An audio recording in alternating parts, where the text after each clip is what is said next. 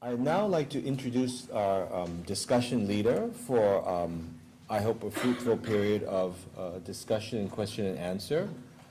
Heidi Phann is our Senior Curator for Southeast Asia at the Asian Civilisations Museum, where she's curated a number of exhibitions and produced publications on, most recently on Sumatra. She has been the NHB's curatorial representative to the preparation of the Tang Cargo, the Beluntung Cargo exhibition at the Art Science Museum, and a collaborator with the Freer Sackler Gallery on the catalog. I'd now like to invite this morning's speakers, all 7 of them, to join us on the stage and take questions from the audience or from each other. Heidi? Heidi will be leading the discussion and filtering questions. There are 2 microphones. In a discussion, questions and answers and discussion, because so many interesting points were raised this morning. We have so much material to cover today, and we're going to try and keep this discussion to about half an hour, and then the last 10 minutes we would like to ask for questions from the floor, if that's all right with you. The speaker group is going to be working further on this discussion, in fact, tomorrow and before they leave, and we're going to see what kinds of resolutions we can come up with. I'd just like to ask the people who spoke this morning whether were there any questions within your group this morning that you'd like to ask each other. Okay, they all love each other so much. Amongst the other speakers, please, would anybody else like to ask from the speaker group? Yes, Sean, could you use the mic? Thank you. I have a very loud voice. Please use the mic. Okay. Fascinating talks, thank you very much for all of that. And from where I'm sitting from a European perspective, I identified 2 major problems. The first being illegal commercial salvage operations, which ought to be manageable at the governmental level. But I think it looks to me as if the major problem is looting by fishermen and other activities, etc. And my question is there a difference between those countries that have signed the UNESCO Convention and those that haven't in terms of any changes in the level of looting? And I'd probably put that first to Mike Flecker before it's thrown wider. Well, to my knowledge, the only one that has signed is Cambodia, and I think there's the only one wreck there that has been excavated.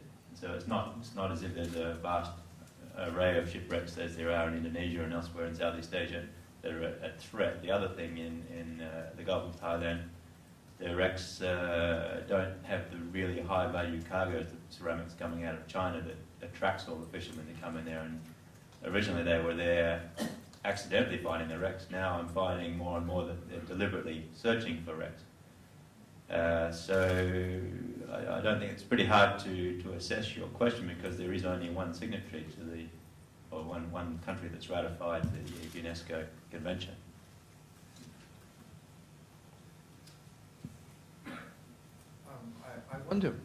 I wonder whether conventions and government laws are as important as funding and resources for not only the conduct of archaeology, but for the policing and enforcement of policies. And I'd like to put that question to the group. Generally, changes in laws, adoptions of conventions are extremely important, but without financial backing for these principles, without resources, what can actually be accomplished? And is there a method of encouraging governments to fund archaeological endeavors more, or fund policing efforts more?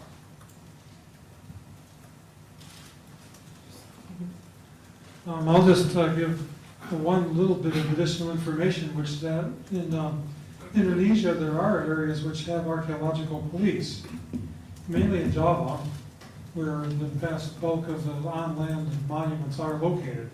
And their archaeologists actually work very closely with the police. They even have official police positions. And so they do police the on-ground monuments in areas of eastern Java, for example, fairly extensively. But outside of Java, I don't know any other parts of Indonesia that have archaeological police. Maybe Gato knows. I don't know if they even exist in Sumatra at all. Yeah, there is some archaeological police in Sumatra also. Yes, but the number is maybe only not more than 20 people. Yeah. I would just like to add to what Alan said about funding. I mean, I have a question for Mr. Nady. In Cambodia, if you have World Heritage sites and you have heritage police as well, presumably being a signatory, you are able to qualify for some additional international funding to fund World Heritage site protection in this way, or is there another source of funding you can qualify for since you ratified the convention? You mean underwater? I'm talking now about the heritage police you already have. Presumably you could apply that to underwater one day, but for now you can get extra funding because you ratified the convention for police protection? Yes, as I show you that we have police heritage, but for land archaeology, not for underwater. And how is it funded? Government. And do they get more funding from UNESCO or from some international bodies because they have ratified the convention? We have a little bit funding from UNESCO in Phnom Penh for do a survey, for doing a survey. The first step. It's not place, yes. Well, in the Philippines, we have a Cultural Properties Division at the National Museum, which is basically in charge of the enforcement of the legislation as well as information dissemination. But for the whole Philippines, there are like 7 people who's in charge with all of that. So as you can see, it's a very big area. So thus far, it's not really that effective. The strengthened laws, which was signed last year, last year, doesn't really translate into funding, increase in funding. So it just says it limits the sale of cultural property, especially from underwater shipwreck recoveries, but it doesn't have a stipulation for increased funding. So it's still the same. So so far, we've had work with proponents, but we tell them that this is the new law. If still you want to work with us, then you can do so. But for us, for the government itself, for research and conservation projects at the National Museum, 0.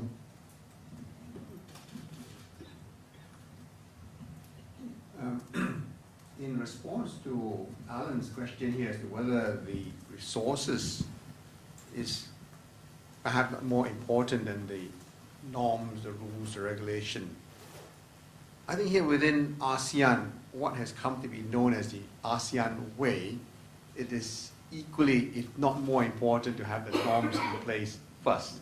I mean, you look at all the way ASEAN ministers work on how they regulate things in ASEAN. Let's put in place the norms. And so, okay, ASEAN may be accused of being a talk shop that is very good at passing rules, regulations, agreements, but not doing very much. But I think, in a way, those rules, agreements, treaties all helps to define what ASEAN is about and a framework for how ASEAN then proceeds with the way ahead. So here we really may have a chicken and egg question, and I would suggest that in the ASEAN way, let's start with establishing norms first, and then after that, within those norms, we can then decide who does what, how is it to be done.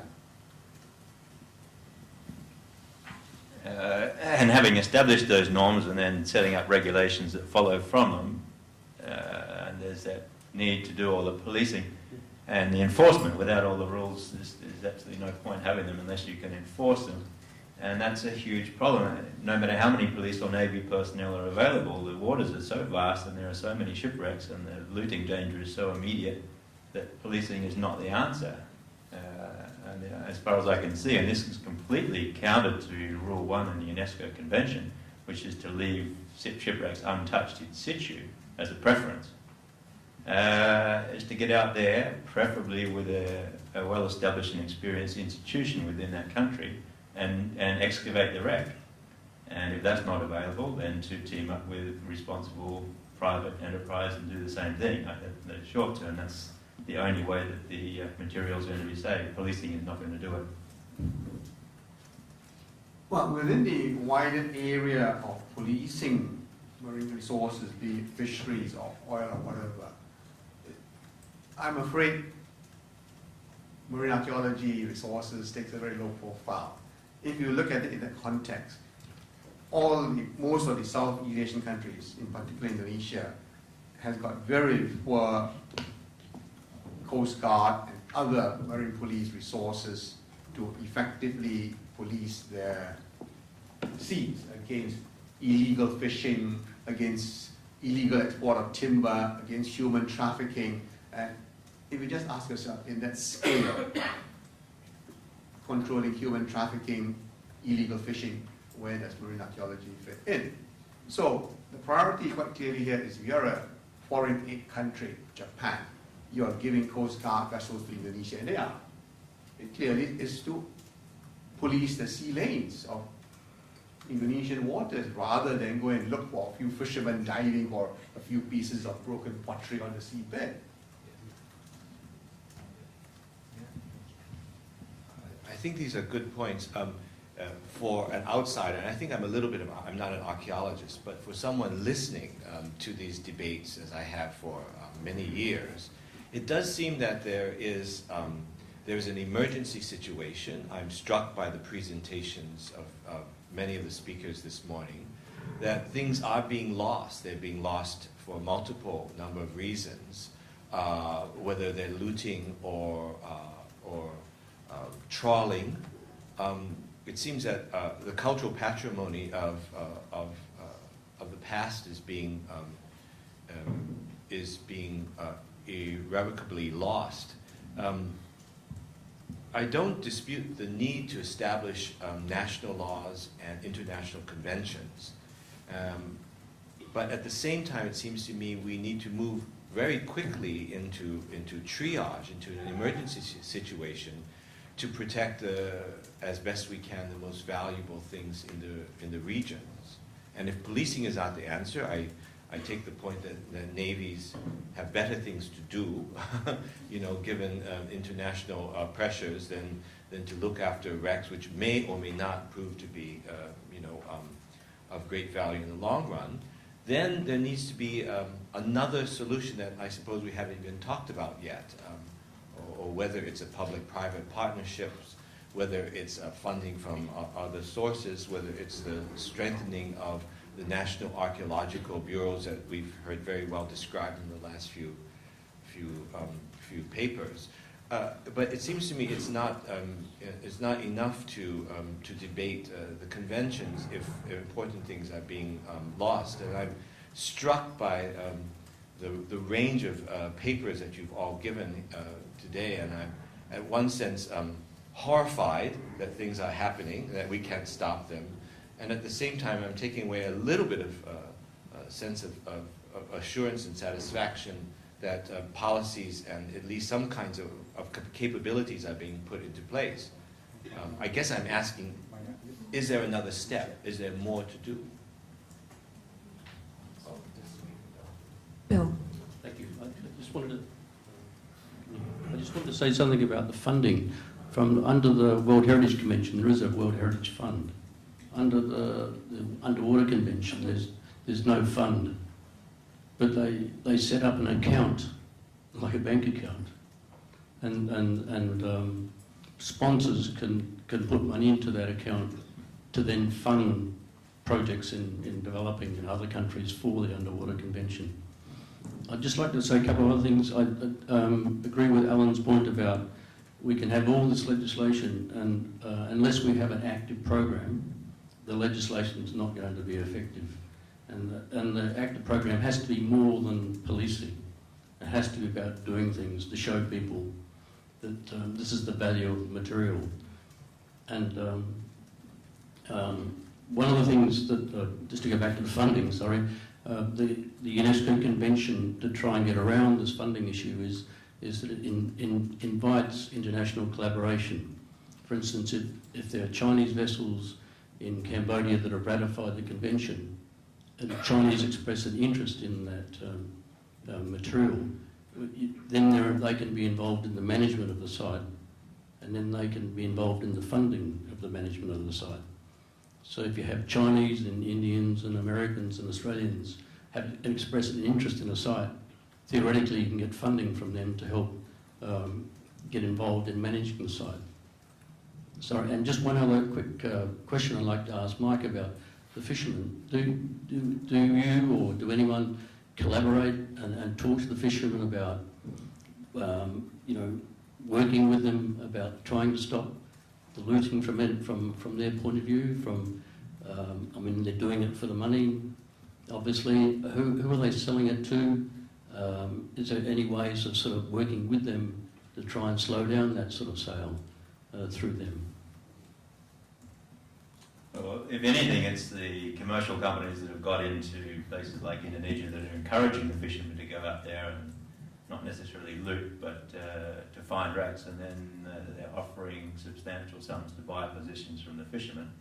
And it's gone to the extent where I know of cases off Belitung where fishermen have brought up broken ceramics from one site and dumped them on a reef somewhere else, and then gone and shown a commercial outfit and been paid for the new position.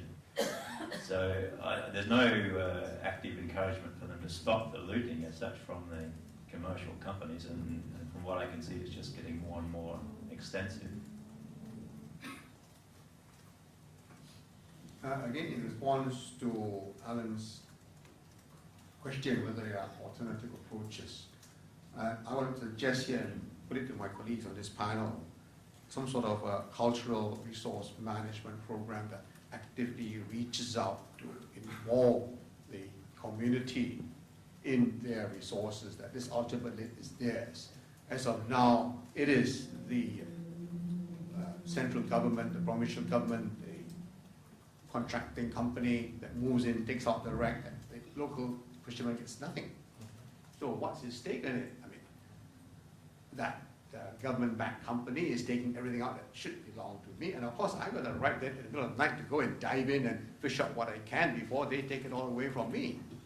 So I don't know whether, as I think Kunrucha, during the tea break, some sort of a community involvement program here, a resource program here that involves the local community. If this is yours, that if it's sufficiently well preserved, it could become a tourist cultural resort. Community museum.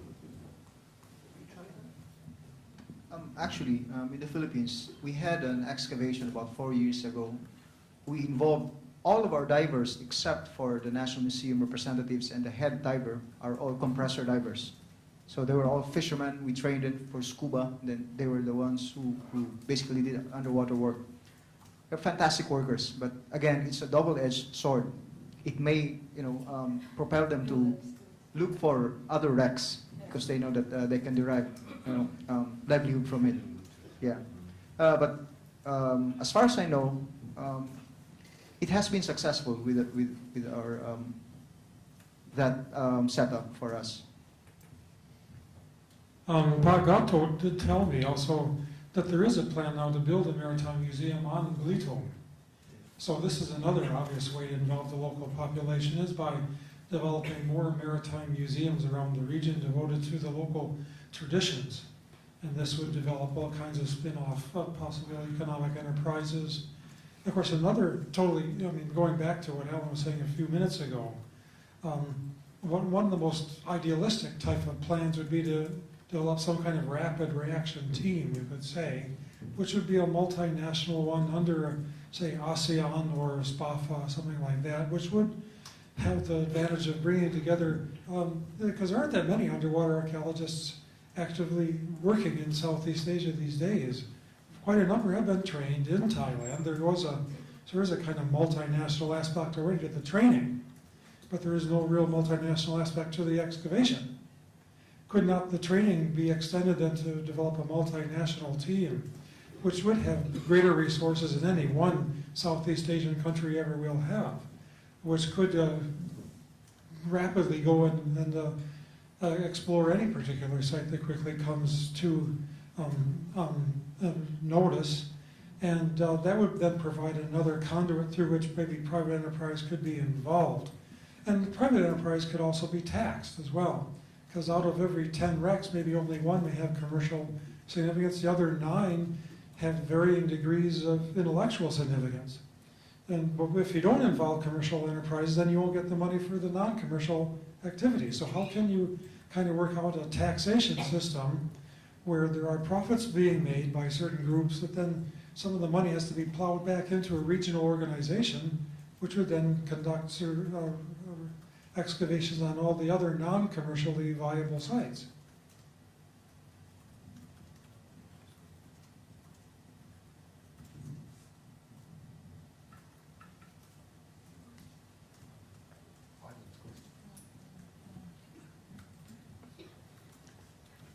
I think one of the main issues, which obviously pertains to looting, is finding a solution for these folks that obviously need to find an opportunity to make more money. I mean, they're obviously looting because there's an advantage to doing so.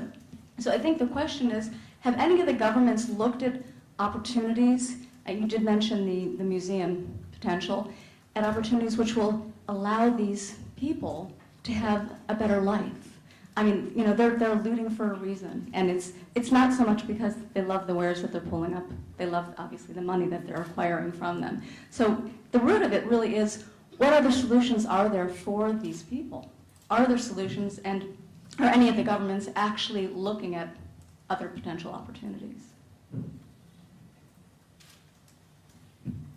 There's a bit of a parallel in the fishermen that are doing a lot of the dynamite fishing around Southeast Asia. It's an immense problem, and I've almost been physically injured several times by it, dynamiting not too far away from where I'm diving.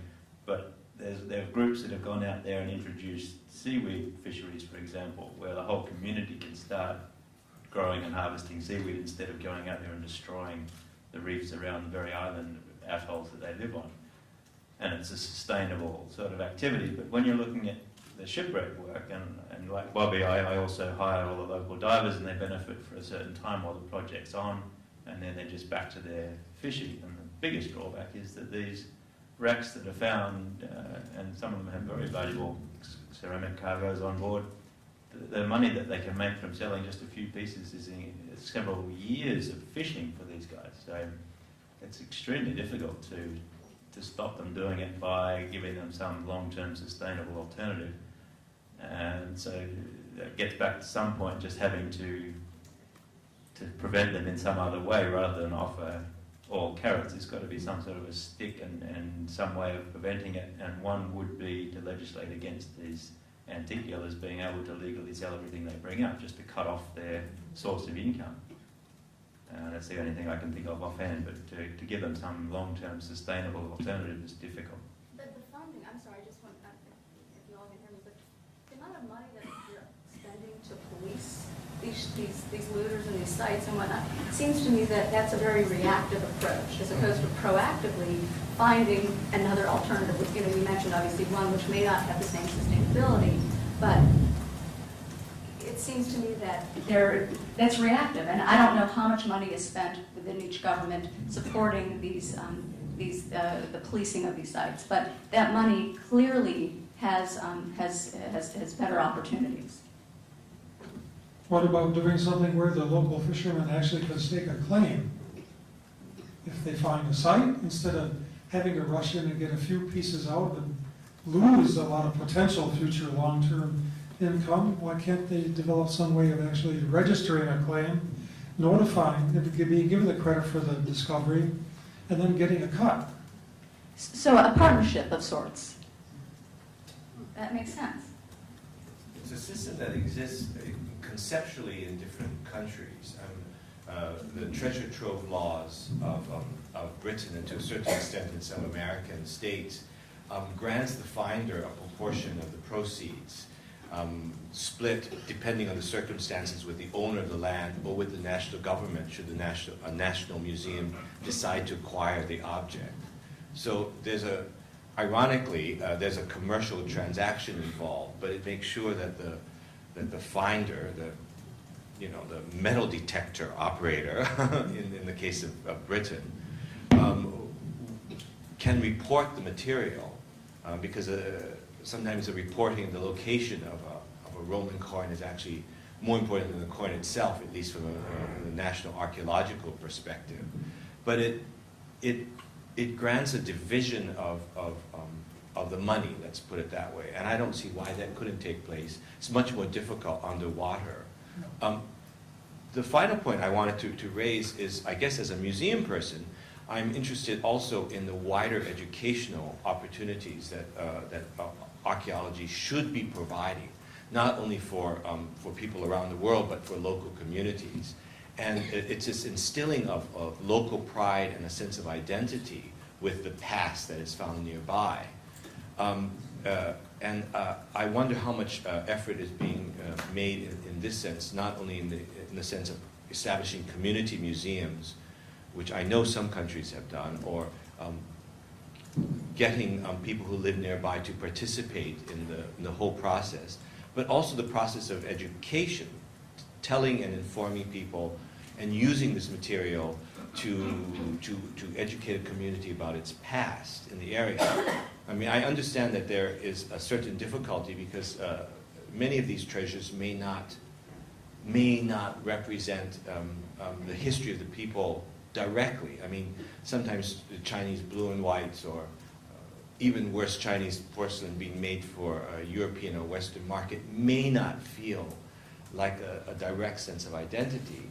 Yet this is part of the history of trade and culture of a region. And I think it may fall to the national fine arts bureaus and to the national museums to lead the way in that education. And I think as museums, as art historians, as curators, we have a role to play in this whole mix.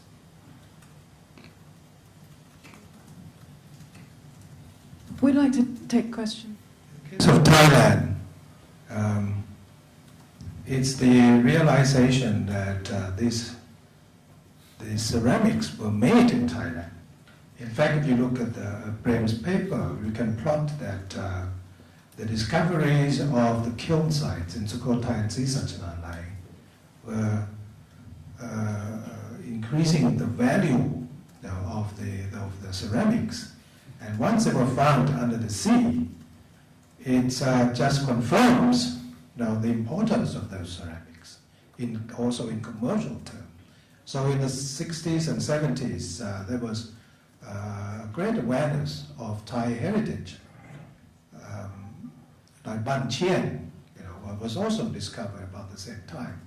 So the Thai government and the authorities were willing to use force to stop looting and legislate many decrees and laws. So there's an extension from land archaeology to underwater archaeology. Now, because they came from because we're in the same country, like in the case of Thailand, which it may be a little bit different from others. So the law, the land laws also were extended to the maritime sites. And in fact, new laws, of course, were decreed. But what I'm saying is that the Thais regarded all of this as their heritage. They're not so much interested in the Chinese and Vietnamese, but it's the Thai things. It's a Thai identity, Thai made, if you like. So I don't know. That may be applied to the Vietnamese. It's also right. It could be applied to the Cambodians. Could be applied to the Burmese, although they are not so well known. So I think awareness and realizing the value, identity value, heritage value, will prompt governments to do something. So I think it's not a matter of money.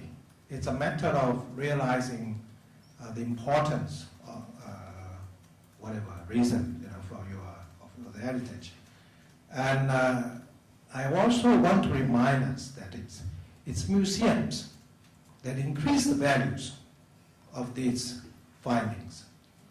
Who would realize that the villagers will not realize that these are excellent pieces for whatever reason, and much sought after by collectors and by museums. So they increase the value. So even if you are rich or well off, but you know that if you find this, will you be even richer? And if you know the value in the market, if you know antique dealers willing to pay for it, and the antique dealers willing to pay for it because there's somebody else willing to pay more for it. So it goes on, So I think we have to also be aware of it could come back to us, that we are increasing pots and pans that have no value if you see it somewhere. But if it's in a museum, it's become a valuable piece and increases the value of those pots and pans, and it goes on. So I think that this is a complicated thing, and we shouldn't just say that if the fishermen were richer, they wouldn't do it. Of course they would, if they knew the values and the prices of those things. That's my opinion anyway. Let me add on, Dr. Rujaya. I would like to add that at the moment, for land archaeology, and the Fine Art Department of Thailand, we have the project that we are going to let the local government take care of their property, such as the monument in the village, in the district. It's going to be, belong to the local government, where they can work out on. Not give them everything, but give them the duty that they have to follow the law. The project is coming up, I think 10 years already, and it's going to be more and more every year. We give the monument to the people, to the villager, and the assessment feedback that it's work. Yes, the people, they know. As long as they know what is the value, they protect themselves. Perhaps they do it better than the Fine Art Department. Thank you. We're going to continue this discussion over lunch, I think. And we're moving very close to lunch, and I would like to open the floor up to the floor for questions. Could we perhaps take from Mr. Dorian Ball, just here on the right, please? Dorian, please. Heidi, I think in all our discussions we haven't given enough credit to the pioneer of shipwreck salvage, Mike Hatcher. It is his totally privately funded initiative that has led to our meeting here today indirectly. And he went out on his own, discovered the Geldermalsen, the Dutch VOC ship that was carrying Chinese porcelain, obviously from China to Holland, happened to sink in Indonesia, had no cultural relevance to Indonesia, and at the time that shipwreck was excavated totally legally, and Mike Hatcher bought the rights from the Dutch government for 10% of the value of the cargo. So after the auction, it generated 37 million Singapore dollars. 10% of that gross amount, in other words, $3.7 million, went to the Dutch government and theoretically should have been used to fund further excavations and further maritime archaeology, heritage, call it what you like. And his model for the excavation of a shipwreck, I think, still remains the most sustainable because it ticks all the boxes for putting money into archaeology, not drawing on the government for money to go and find the shipwreck, total private enterprise, took the whole cargo, 160,000 pieces, back to the country to which it had been consigned originally, and he gave comprehensive collection to the Groningen Museum. He would have given a comprehensive collection to the Rijksmuseum, but they turned down the offer. So he ticked all the boxes for archaeology. Finally, of course, it was of huge interest to the Dutch population in general, and they queued for days around Christie's Amsterdam showrooms to go and see this porcelain. It really touched their hot button. And if we can do that with all shipwrecks, hit the hot buttons of the people for whom the original cargo was intended, then we have served our professional purpose.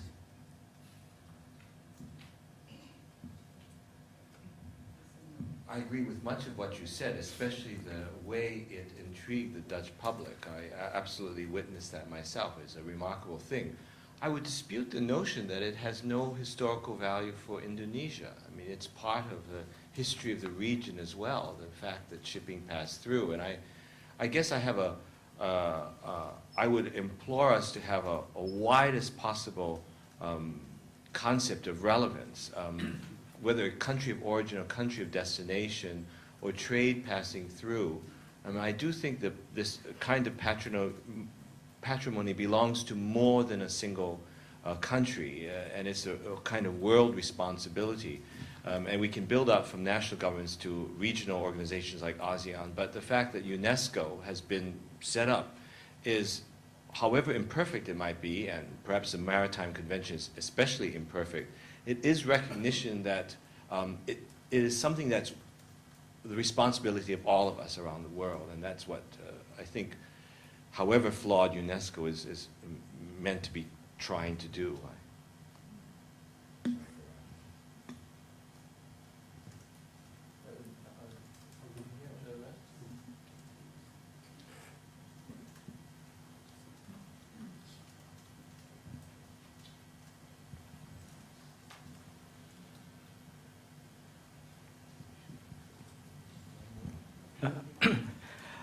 I speak on behalf of the original team that bought the Belitung wreck for Singapore. I'm very happy to hear from John that Pak Gatot plans to erect a museum on Belitung Island. Now, when Mike Flecker was flashing his slides just now, and I mentioned to him over the tea break, over the iron and grapnel anchor, that is a very important artifact because it shows that it gives evidence that this is an Arab dhow. And you have also shown the Al-Harari manuscript. Now, I'm very concerned over the safety of this anchor if it is still in the waters, because I have heard and I know that some groups have actually gone down into the waters not even 2 years ago from China, and they have brought up bags of sharks. Of course, now you don't think sharks are that important commercially, but to archaeologists and to historians, they are very important. To us, it's also very important because we can do thermoluminescence tests, we can take out more things. And I'm not sure whether these groups that have gone down may have taken out more things. So my question is, can the Indonesian authorities now know that the anchor, if it's still there, please take it out, protect it, and put it into your museum? Thank you. Yeah, I appreciate for the information. Yeah, maybe Indonesian government will check the location. Hopefully the anchor is still there. Yeah, because it's very big, I think. Thank you. Just now, the professor mentioned that it is the museums that raise the level of awareness of the valuable artifacts. If I were a dealer sitting in this room now, what do you think I would do? I would go there, get somebody and get the anchor out, and then sell it to the Singapore government. So please do it quickly. Thank you. One more question? Yes, down here on the right.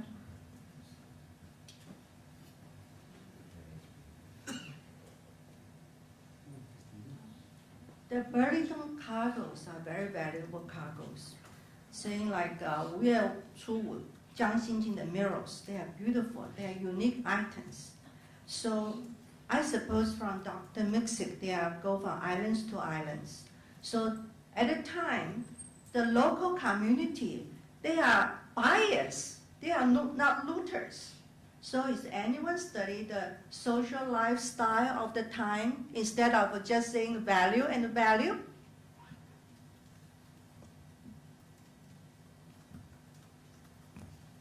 I think that's the point that Alan did touch on earlier, that local communities were involved in trade as well. Yeah. One is in the catalogue, yes. By the way, the catalogue has been PDF'd and it's online, freely accessible at the Freya Sackler website. My point is, the islanders, they are buyers. They are not looters. So they are respectable people. You're talking historically, they were buyers. Yes, yes, they're all part of the big story, yes. Yes, we have to study the time as well, not only present value. One last question? Sorry, yes, you too. Thank you. I'm Insai, I work for the National Heritage Board. I have two questions I'd like to pose to the panel. Number one concerns the Convention of the Protection of Underwater Cultural Heritage. Based on the convention, the preferential treatment for underwater cultural heritage is in situ preservation.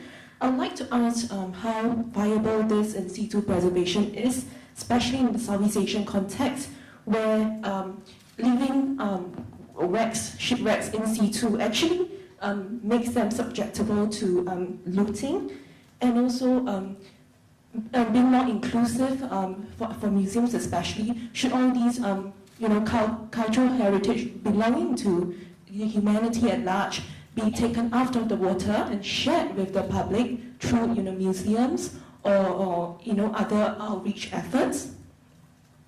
And number two pertains to the issue of, I think, looting that was widespread in, I think, across archaeological world.